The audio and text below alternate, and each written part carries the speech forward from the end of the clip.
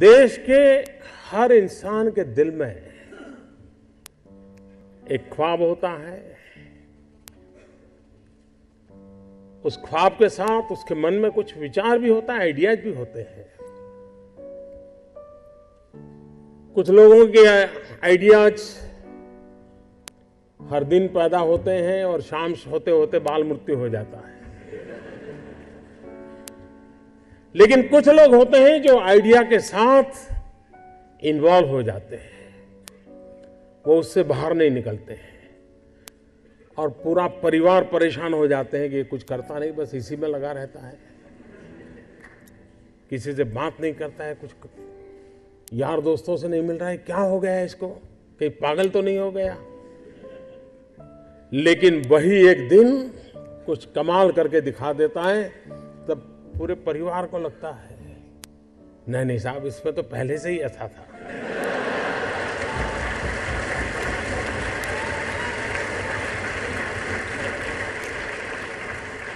आप में से सबके जीवन में एक अनुभव आया होगा, जो सर्वनाश आपने सुना। किसी की मां ने कहा हो या न कहा हो, लेकिन कम अधिक मात्रा में आपको सबको अनुभव आया ही होगा, क्योंकि ज्यादातर ये फर्स्ट जनरेशन एंटरप्रेन्योर है, ऑल स्टार्टअप्स। और जब कुछ सोचा होगा नहीं बेटे अपना काम नहीं तो कहीं नौकरी कर ले। शुरू में जब दोस्तों ने सुना होगा बहुत मजाक उड़ाया होगा, उपहास किया होगा, जाते आते आपको उसी उपनाम से सुनाते होंगे, ये कुछ करने वाला है, ये करने वाला है। फिर एक पल आया होगा, सारी दौर विरोध हुआ होगा, सब दूर परिवार के लोगों ने विरोध किया होगा, नहीं ये नहीं करना है, जाओ कमाओ, नौकरी कर लो, देखो उसका पहचान है, वो नेताजी को जानते हैं, जाओ उसको मिल लो।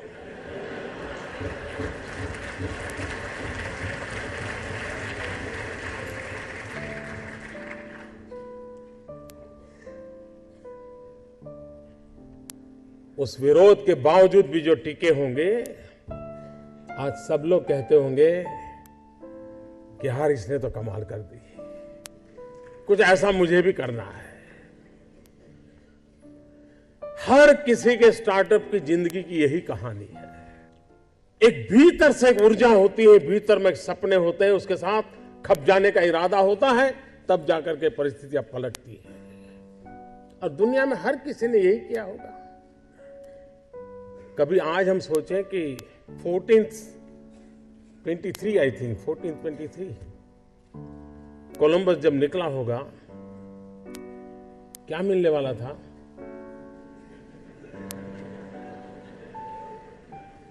लेकिन उसको लगा होगा कि कोई एक नया रूट मुझे खोजना है, विश्व को मुझे जोड़ना है, और वो चल पड़ा। और चलने के पहले उसने ढेर सारी चीजों का अध्ययन किया होगा, टेक्नोलॉजी डेवलप की होगी, और नया एक उसने स्पाइस रूट को दुनिया को दिया होगा।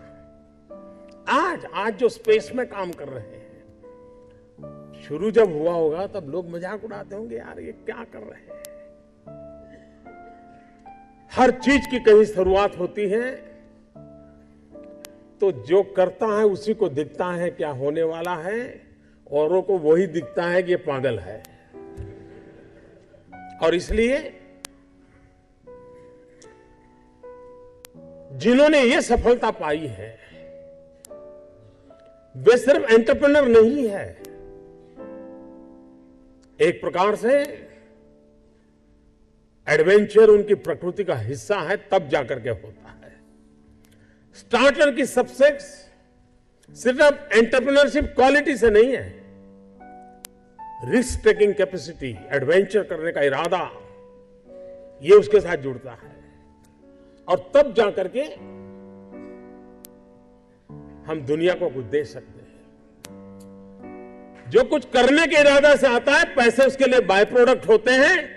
और आप सबने देखा होगा कि आप लोगों ने जब शुरू किया होगा, तब आपने बैंक बैलेंस क्या होगा ये कभी नहीं सोचा होगा, लेकिन किसकी जिंदगी में क्या बदलाव लाता हूं यह सोचा होगा, तब हुआ होगा। और स्टार्टअप का मतलब ये तो नहीं है कि हर किसी के पास $1 बिलियन का काम हो रहा है और 2000 लोग काम करें, जरूरी नहीं है। 5 लोगों को भी अगर मैं रोजगार देता हूं तो मेरा स्टार्टअप मेरे देश को आगे बढ़ा रहा है।